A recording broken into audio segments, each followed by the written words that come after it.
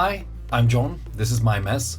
The 1.1 patch for V Rising is out and there's a lot of cool new stuff in it. I'm not gonna make a rundown of everything that's new in the game, instead I'm gonna talk about the things that I've managed to play with so far enough to have something to say about it. So it'll just be...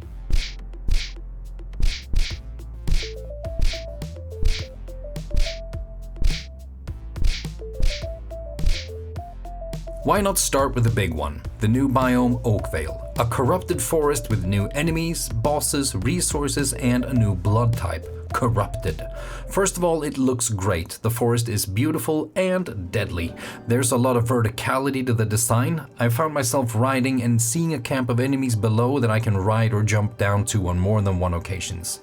To me, it adds to the sense of being in a wild and living forest. There are these little hills and slopes and groves here and there. I don't know if this always happens, but to me, the first thing that happened when I entered Oakveil was that I was attacked by a particularly nasty enemy that killed me.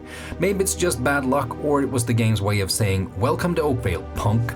And in case you're wondering, this is a late game area. I'm sporting dark silver stuff and I'm matched with the lowest leveled Oakveil boss, who comes in at a whopping level 75. These bosses unlock cool new consumables and advanced new structures for your castles, such as the advanced sawmill, the blood homogenizer, yum, and the fusion forge. We'll return to Oakveil later, but for now let's move on to what is, in my opinion, the second biggest thing in this update.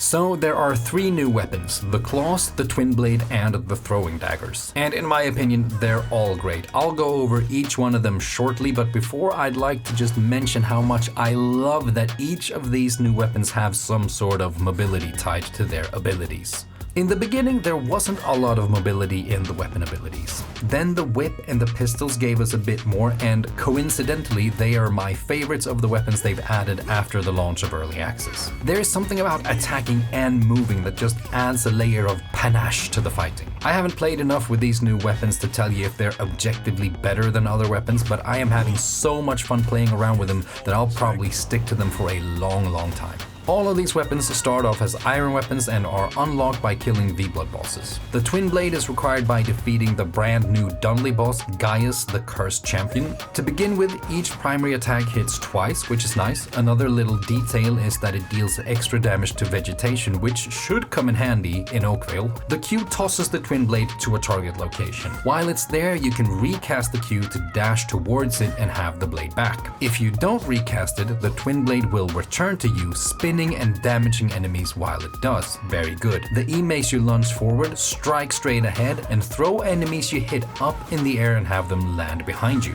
The claws are acquired by defeating Frostmaw the Mountain Terror. The thing about the claws is that they inflict a status called Puncture that stacks up to 3 times. After having inflicted 3 stacks, the puncture ruptures, dealing more damage to the target and to nearby enemies around it. The Q makes you jump forward, striking at enemies and inflicting puncture. The E makes you jump as well, but much higher, and if you land on an enemy, you deal damage, inflict puncture, incap, and you jump away in the direction of your cursor. Very cool. If you miss, you get stuck in the ground for a short time. Not very cool. And finally, my favorite, the daggers. They're ranged and super quick. Your first primary attack will throw out 4 daggers that deal damage and then bounce off and sit in the ground for a while. If you just keep spamming the attack button, you'll throw 1 dagger at a time. But if you wait just a little while, your stack of daggers will build up again to a maximum of 4. Your Q makes you jump up into the air, which lets you dodge incoming attacks and throws out 4 daggers that inflict a fading snare and deal damage. These daggers also sit in the ground for a while, just like the daggers from your primary attack. And now to the coolest thing in my opinion, your E ability. It triggers a fading snare around you and has every dagger that are stuck in the ground return to you. On their way back, they pierce enemies and damage them, and every dagger that returns to you lowers the cooldown of your Q. So what I do a lot is I Q and then shoot out 4 daggers with my primary attack, E and have 8 daggers return to me and significantly lower my Q cooldown, which adds to my mobility. These daggers are insanely fun to play with, and I suspect they'll be my weapon of choice for a long time.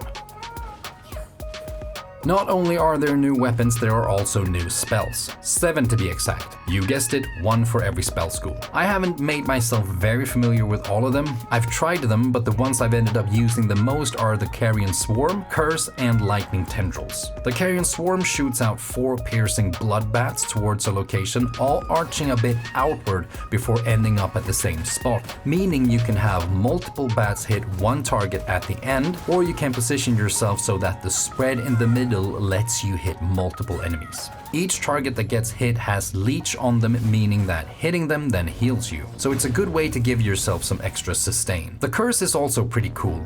You shoot out a bunch of things. Each enemy you hit is weakened and gets cursed, meaning they are slowed, and once that status ends, they take another 40% of all the damage they've taken over the duration of the curse, dealing up to a maximum of 500% damage.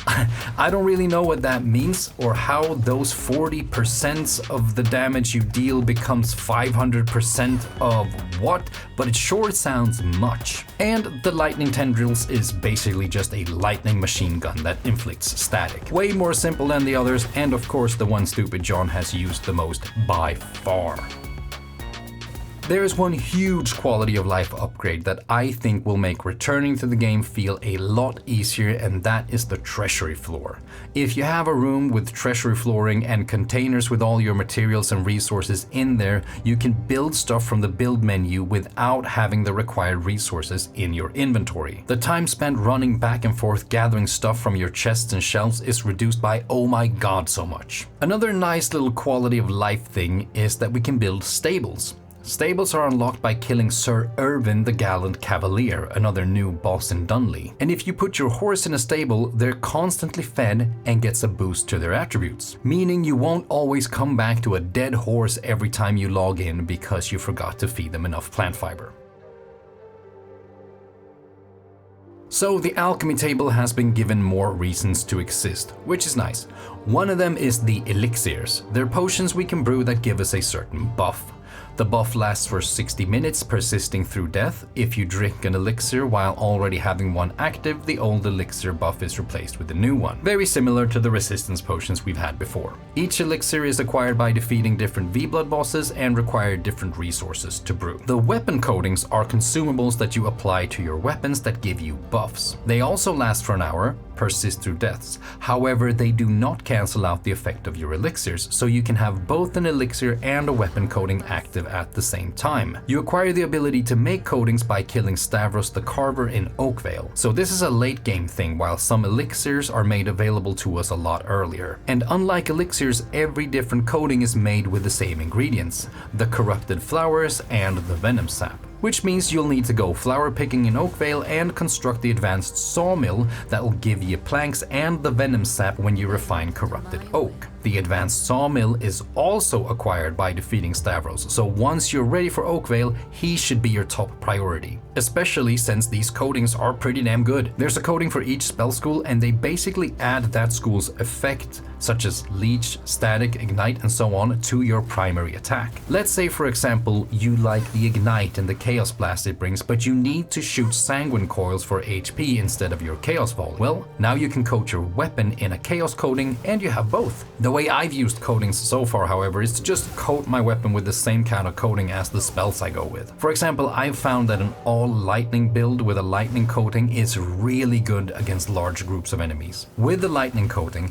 my primary attack deals chain lightning damage. If I use my lightning dash, my next primary attack deals chain lightning damage again.